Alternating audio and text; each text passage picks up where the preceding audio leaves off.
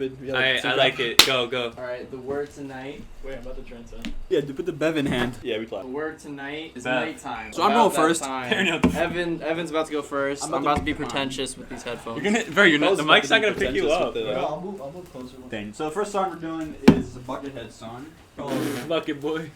Sketches of Spain. So Buckethead, guitarist. His career is mainly solo work, but he's played for Guns N' Roses in the past and some other bands. Kind of a crazy career. He's put out like 300 studio albums. Yeah, I'm doing Night Bus again.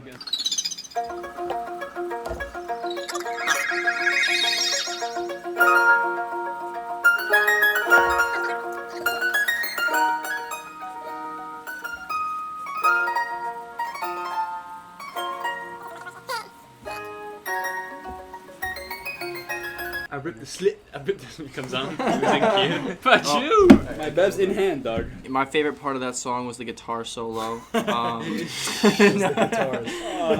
I thought it was really cool when the like reverb guitar first comes in. It was like a fish just like breaching the water. Just this like calm service with this acoustic guitar, and then there's just all of a sudden this. It like just came out of nowhere. But no, the soloing at the end was fantastic. You could tell that guy has some serious chops. Guitars. On some Tom Misch type. I was a big fan of that record. Wait, did you say you were about to start? Yeah. Oh, okay, you got it. Alright, for me, That's all done. I was a big fan of that record. That lick is just so infectious that whatever you want to copyright it, but whatever. It sounded like a spaghetti western, like a score almost. Like it almost felt like an unintentional western lullaby. The good, the bad, and the bev. The good, the Bev, and the ugly. Transcend song, like you always see the memes about like someone sitting and then their soul like it's like first like comes in. Took the words right out of my mouth. Very well, or is very similar to what Arca was doing, combining the Latin with the ambient. I love the lower plucking. I'm not really sure why I like it. It just feels like kind of out there and like very emotional. I think he chooses each note so carefully and he plays each note with so much emotion. He uses different effects and different attacks and different techniques to make each note sound a little bit more unique or different than the last note. To give it its own like identity and a lot more emotion than it would otherwise. It just keeps like going, Yeah, there's a couple times in there I thought it was almost gonna end, but then it didn't. It just starts up again like three times. And I was like happy that it didn't, because like each time it was unique in its own way. And I think the best part about it being so simple is those big moments when like all the guitars come in and that like there'll be one big note where they all play together. It makes the big moments even bigger. He said WAPhead, yeah. I don't know what that is. I don't think I would have ever said WAPhead. I think you said that. I thought you said I know you said that. Comment if he said WAPhead or not. I think he did. I think his whole opinion's invalidated. He said WAPhead. Are you gonna play Meet the Woo or am I? Another one. Nice, alright, it's been decided. My first pick Let me make sure it's still on. is I heard that and I thought it was his movie, his computer. I was like, ASMR by every white girl's favorite producer. His name is Rick Rubin. Phineas, and he produces for Billie Eilish. He's Billie Eilish's brother. The song's called I Don't Miss You At All, and it's just a nighttime banger, I think. So...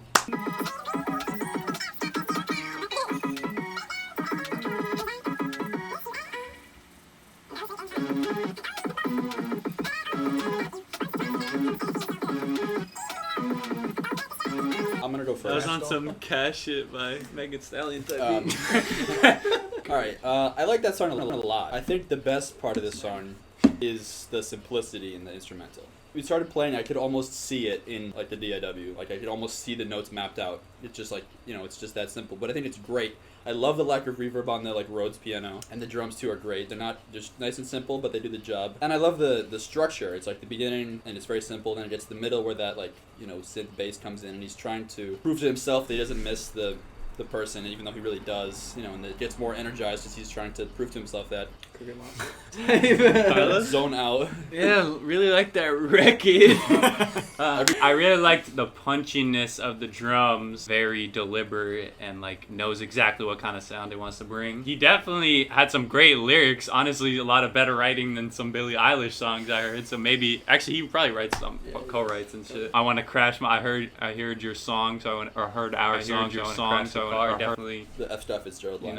funny and clever and not just something you hear in any top 40 type The shit. beginning was very cutesy. I thought it was cute in the beginning, but then he kind of like changed it and brought in like the minor bass inside. And it was also really short, which I liked too, because he didn't really harp on many ideas for like too long. It was pretty short, but I mean it worked. It was good. I liked it a lot. My favorite part of that song is that middle section when it comes in and he's like kind of like groaning. He's like, "Yeah, I'm doing fine."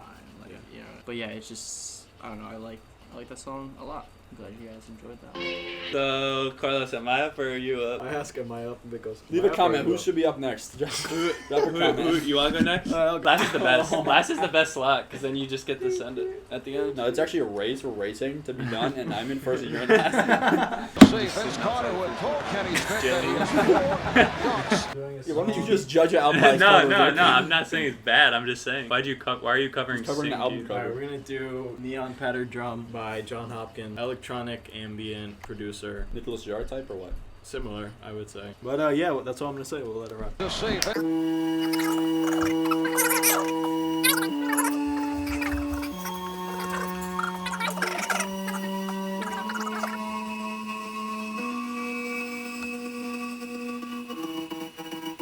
That was a weird ending. I was just like, "Darn." Can I take my earplugs out now? Damn. No. LaCroix kind of gated their font. Their R, That's whoa. crazy. Look. Holy They don't connect. They gated it. I like this song a lot. I liked the simplicity of the song.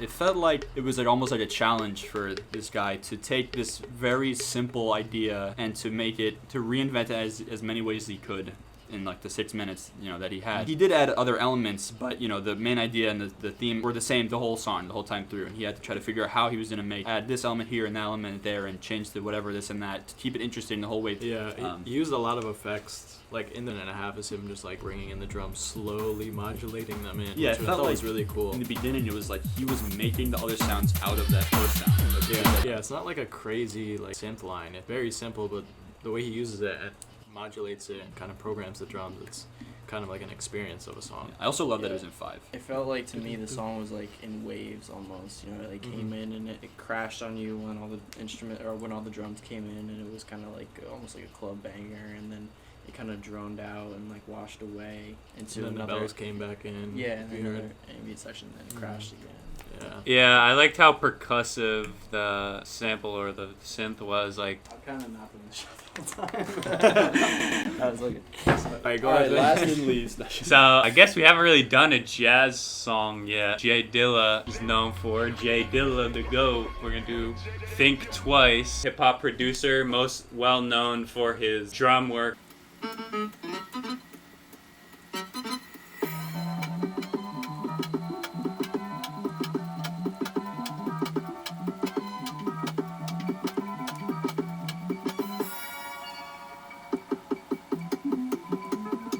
Is this the next one? Yeah. Clap on, clap off. yeah, no, that was awesome. Immediately once the song came on, I don't know why, I just got like transported. Like I just got into like an airport parking lot at like 3 a.m. I'm about to get on like a trolley to go to the security. I don't know. It was just like Very nighttime song. yeah. It was Put me to that was sleep, yeah. really cool. A roller coaster of a track. Yeah, there's so many parts There's to so it. many It's cool. different- There's like a bunch of different styles of jazz Yeah. in different sections, which I liked a lot. The drums were so snappy. Like I Oh. love the drums. I Yeah. think that's what I guess that's what he's known for. His Well, the drums. beginning in the first section, it was like closer to like actual jazz. The very beginning section, like the whole instrumental, was closer to like real jazz. What do you mean real jazz? Well, not the later part was like a hip hop jazz fusion. Yeah, no. The I beginning mean, was like, closer what to, do you like- what genre of jazz? What do you mean? It's like, What was what? it's like, What was was like what? the first section. Was like the first like section. closer to, like, Bebop, like closer to, like- bebop. Yeah, It was really utilizes a lot of cool percussive sounds in a lot of his music. Yeah. Chill is the best word I could find for this track. Oh yeah. So the And then piano it just part. goes Yeah. right into the like the piano part dark, is sick, yeah. the dark Yeah. piano. Well, the piano was recorded like excellently. Yeah, it was like, "Dun." You could hear like the key presses, you know, the individual notes. And then the horns come in like and They're play blended along. so well with the piano. I think Yeah. I actually said, "Oh." Yeah, When they it's first like- got in. There was one thing that I thought I heard underneath the instrumental. It was like some type of plucking. Then it was I don't snapping. know. It wasn't snapping. It was something Snapping, like I think. In the piano part. I think It you, was I think snapping in the I piano don't think it was the snapping was like clear. I think you might be talking about something else. No, it was Like like the snapping was super it was loud. very, very low. Yeah, it must have not been the snap. Like trapaholics. I think I heard a trapaholics in there. But I don't know. It was really cool. It was featured in the beginning and then just at the end underneath the instrumental. nice Next song we're doing is it's called Sideways by this guy who performs under the name Citizen Cope. This is the version he did with Carlos Santana, who everyone should know. He's been playing since the '60s. Very famous. Incredible. He's alive. Right.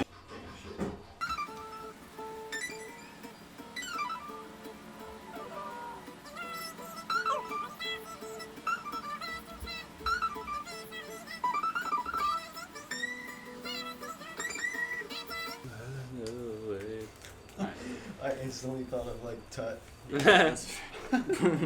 Y'all are ready for that combo. That song didn't go where I thought it was going to. Gonna be honest. I don't know, when it, like the first like swell came in, I didn't expect it to come in with the strings and that organ later.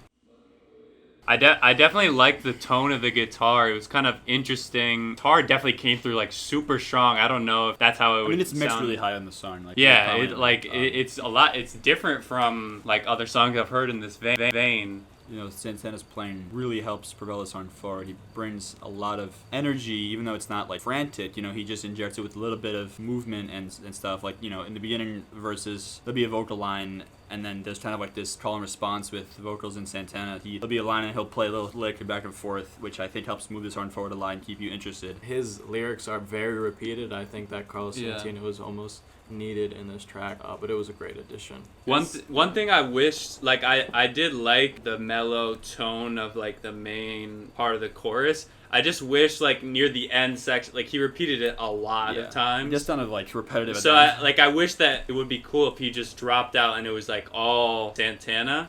It reminded me of like Amy Winehouse. Okay, I had something written down, but I'm gonna change my mind because this song just kept creeping up to the back of my head. Go, King, King, Go. Bev.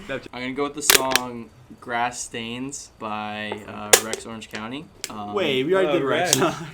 We have done him on the playlist, I think. Yeah. But yeah, That's a he's callback. nighttime. King Chad. Okay. This is off his first album, Because You Will Never Be Free. It's a very emotional album. I think he made it when he was like 17 or so. Shit, what am I doing? Really emotional song. I'm gonna use the bathroom.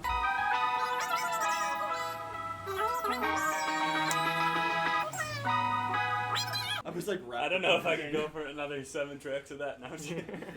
No, the next song is like really upbeat. It doesn't really fit. Alright. Definitely fucking with the detuned, distorted, and I also love when it like stopped and was like. The stopping is incredible. It stopped like a lot, and I really like that. To me, why this song just kept popping back into my head was like, you know, like if you're thinking about something when you're falling asleep, and then like you think you got it off your mind, and then all of a sudden it's And then you it's wake back, up again. You know, Yeah. it's just like it's there again, like fresh. That's the worst. That's the worst feeling. Yeah. Those feelings. There's a worse feeling. It's not having a bev. Being bevless. Like Carlos right now.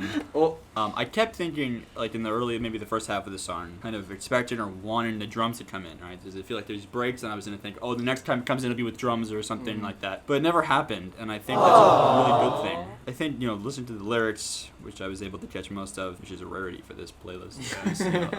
He really designed this song very well. Like the song is a critique of, you know, upper class life, like the emptiness of living a cool, rich life, but it's a hollow life, and these people aren't really happy, you know, even though they're rich and like they should, you know, they've got everything, but they're not really happy because they're living an unfulfilled life. There's nothing to ground it. There's no drums to just bring it down. Yeah.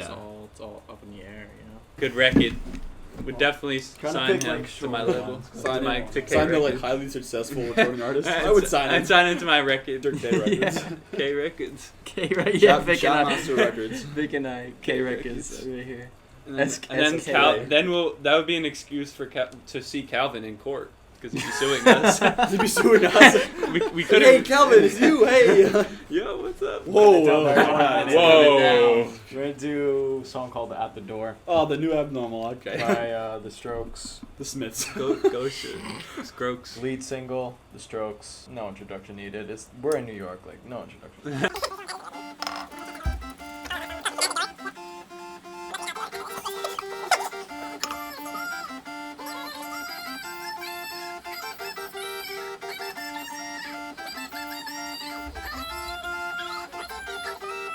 Strokes.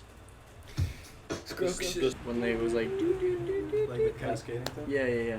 What is that? So one thing, the biggest thing I liked in this song, and it happened for most of the song, and I don't think music artists think to do this enough. Julian Casablancas, like vocal melody, perfectly meshed with the synth passages, like the synth, chords. The synth would go up in like eighth notes, it would ascend scale, and he would follow it exactly. Unified, they're all working together instead of like it's Julian and then the rest of the band. It's they're working right together. It's like the synth is part of the voice. Very ambitious track coming from the Strokes, especially. This is not what you are used to with the Strokes. Super unconventional.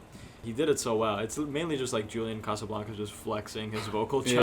Great voice. Because he has such a distinct, awesome voice, but he just snapped on this track, really. Great production. I mean, the stark piano chords, synth chords were amazing. Yeah, I love how like fat the synth is. Yeah, I was like, gonna it's say just that. thick, synths. The lyrics are cool too, like use me like an oar. I thought it was really mixed well, the way the vocals were mixed, because it felt to me like, I could just see this like performing at a concert and you just see Julian. Yeah, My you son. just see, King Julian out there, Julian. just like basically The spotlight. him, Yeah. just set up, but like maybe a little bit of like fog and lighting on the other guys, because it was just like it just felt a very like special and like sentimental moment. It was a moment.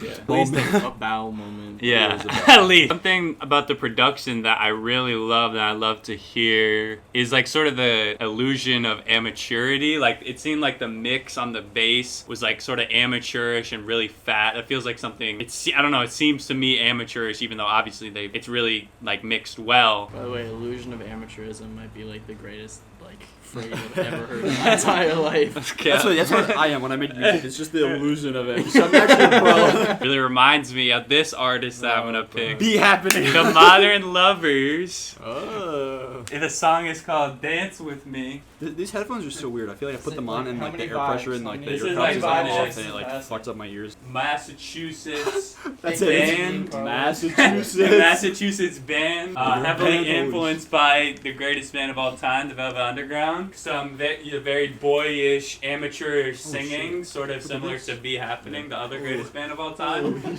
And this And then album, also Lou Reed and the Smiths. and this album really, all of the sounds of this album are actually very similar. I'm sure that the Strokes were inspired by this record. It's a very important record. It sounds just like the Smiths when they played Lou Reed's song. Yeah. Velvet Underground. It sounds just like Jay Dilla's version of the Smiths.